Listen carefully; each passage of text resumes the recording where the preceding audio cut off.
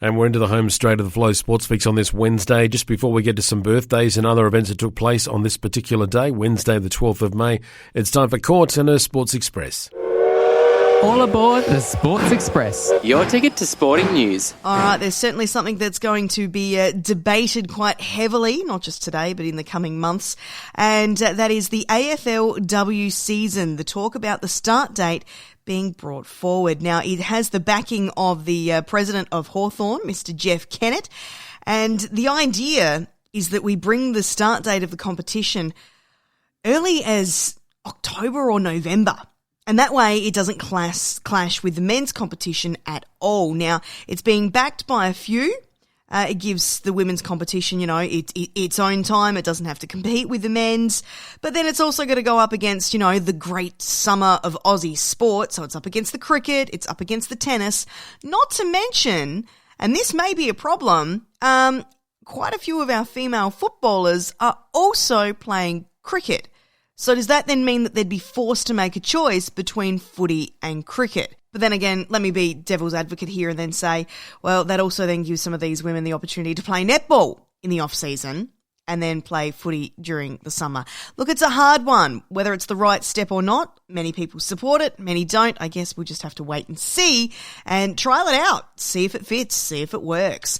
In other news this morning, and I back this this statement, nothing good happens after midnight. And Eddie Betts from Carlton has said that he made a pact with his wife back in his 20s.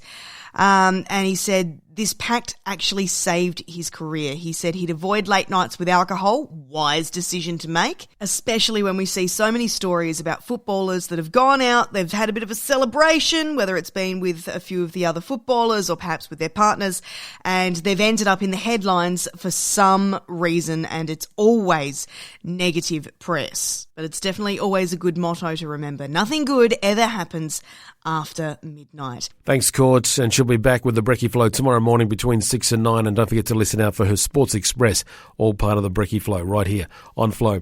Or just before we wrap the show up, as we look at some birthdays that took place on this day, the 12th of May, which also happens to be International Nurses Day.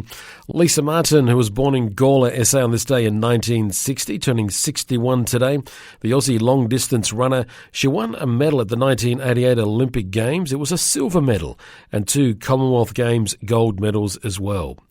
Jim Furyk, the US golfer, he won the 2003 US Open golf title. He's ranked in the top 10 for over 300 weeks between 1999 and 2008, and he's having his 51st birthday today. A couple of events that took place on this day included 97, Susie Moroney, the Aussie swimmer. She became the first person to swim from Cuba to Florida. What a fun swim that would be too. Andrew Gaze and his father Lindsay officially retired from the NBL professional basketball on this day in 2005. Andrew ended his career with the Melbourne Tigers, having played a record 612 NBL games.